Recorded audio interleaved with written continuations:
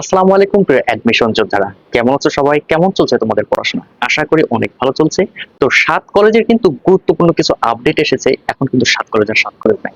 এটা কিন্তু এখন হয়ে গেছে পাবলিক বিশ্ববিদ্যালয়। তো পাবলিক বিশ্ববিদ্যালয় হওয়ার কারণে এই ৭ কলেজে কিন্তু কিছু নতুন আপডেট এসেছে, যে আপডেটগুলা আজকে তোমাদেরকে জানানোর চেষ্টা করব। এবং তোমাদের কিন্তু যে তোমরা আগে যারা আবেদন করেছিলে 7 কলেজে, সেই 7 কলেজের আবেদনের ব্যাপারেও কিন্তু কিছু আপডেট এসেছে, এবং পরবর্তীতে যে ভর্তির ডেট, সেই ডেটের বিষয়েও কিছু আপডেট এসেছে। এই আপডেটগুলো আজকে তোমাদেরকে জানানোর চেষ্টা করব।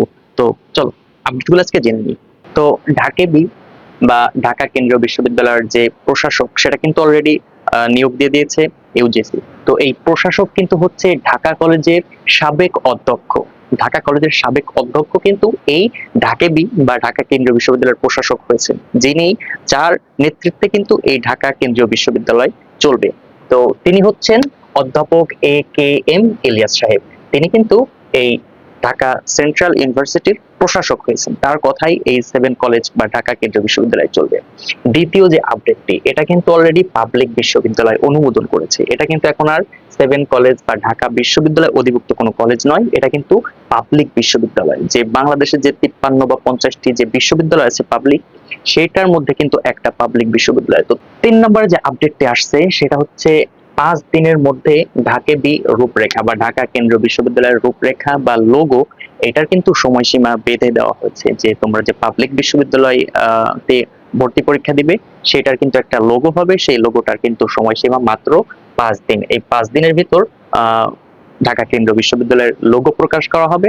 তোমরা কিন্তু সেই লোগো পরে, লোগোওয়ালা গেঞ্জি পরে কিন্তু তোমরা পুরো ঢাকা শহরে ঘুরতে পারবে। তো 4 নম্বর যে আপডেট, সেটি হচ্ছে মে মাসের শেষ সপ্তাহে সার্কুলার প্রকাশ করা হবে। মে মাসের শেষ সপ্তাহে এই ঢাকা কেন্দ্রীয় বিশ্ববিদ্যালয়ের সার্কুলার প্রকাশ করা হবে। এটা কিন্তু তোমরা অবশ্যই নোট করে রাখবে, মে মাসের শেষ সপ্তাহে। 5 নম্বরে যেটি আছে, সেটা হচ্ছে ভর্তি পরীক্ষা জুলাই মাসে হবে। ভর্তি পরীক্ষা কিন্তু জুলাই মাসে হবে। সো তোমরা কিন্তু এটা তোমাদের খেয়াল রাখতে হবে যে জুলাই মাসে ভর্তি পরীক্ষা হবে। তো তোমাদের সেই অনুযায়ী তোমাদের প্রিপারেশন নিতে হবে। প্রিপারেশনে কিন্তু কোনো ঘাটতি দেওয়া যাবে না, কারণ এবার কিন্তু নেগেটিভ মার্কিংও থাকবে এবং কোশ্চেনে কিন্তু অনেক হার্ড হবে। সো তোমাদের কিন্তু অনেক হার্ডলি প্রিপারেশন নিতে হবে। সো জুলাই মাস এটা গেল। এখন হচ্ছে 6 নম্বরে যে আপডেট, সেটা হচ্ছে সেকেন্ড টাইমার রাখার সম্ভাবনা আছে। তোমরা যারা সেকেন্ড টাইমার আছো, তোমাদের কিন্তু একটা বিরাট সুযোগ। তোমরা কিন্তু সেকেন্ড টাইম ভর্তি পরীক্ষা দিয়ে তোমরা কিন্তু ঢাকার ভিতরে একটা পাবলিক বিশ্ববিদ্যালয়ে তোমাদের সিট নিশ্চিত করতে পারবে। তো সেকেন্ড টাইমাররা তোমরা অবশ্যই সেইভাবে প্রিপারেশন নাও। তোমাদের একটা সিট অবশ্যই আশা করি পাবলিক ইউনিভার্সিটি ঢাকার ভিতরে হবে। পরবর্তী যে আপডেট, সেটা হচ্ছে নেগেটিভ মার্কিং থাকবে। নেগেটিভ মার্কিং কিন্তু এখানে থাকবে। সো তোমরা কিন্তু সেইভাবে প্রিপারেশন নিতে হবে। মানে second timer plus negative marking, তোমাদের কিন্তু এখন আর মানে আন্দাজে দাগানোর সুযোগ নাই। তোমরা কিন্তু সেইভাবে সচেতন হয়ে যেগুলো পারবে সেগুলো দাগাতে হবে। নেগেটিভ মার্কিং থাকবে।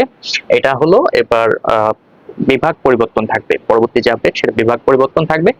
তো তোমরা যারা বিজ্ঞান ইউনিট বা বাণিজ্য শাখায় আছো, তারাও কিন্তু বিভাগ পরিবর্তন করে তোমরা মানবিক শাখার বিভিন্ন সাবজেক্টে আসতে পারবে।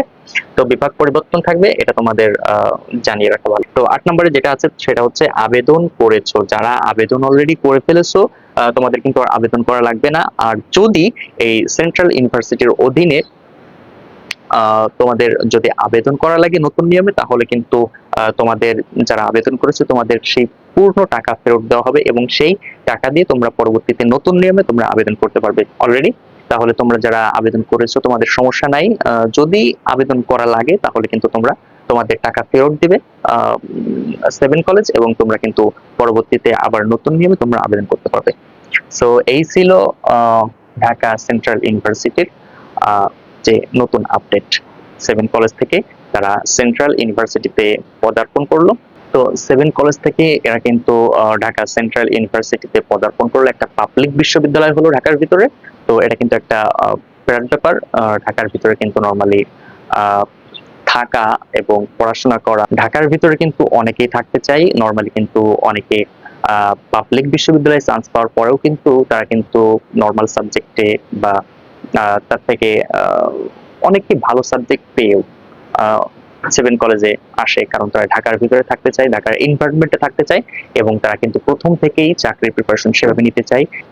সেই জন্য তারা কিন্তু অনেকে পাবলিক বিশ্ববিদ্যালয় ছেড়েও এই 7 কলেজে আসতো। কিন্তু এখন আর সেটা 7 কলেজ না, এখন কিন্তু সেটা পাবলিক বিশ্ববিদ্যালয় হয়ে গেছে। তো পাবলিক বিশ্ববিদ্যালয় হওয়ার কারণে এখন কিন্তু আর সেই সমস্যা নাই যে পাবলিক বিশ্ববিদ্যালয়ে চান্স পাওয়ার পরেও তারা কিন্তু আর 7 কলেজে আসা লাগবে না, তারা কিন্তু একটা পাবলিক বিশ্ববিদ্যালয়ে তাদের সিট নিশ্চিত করতে পারবে।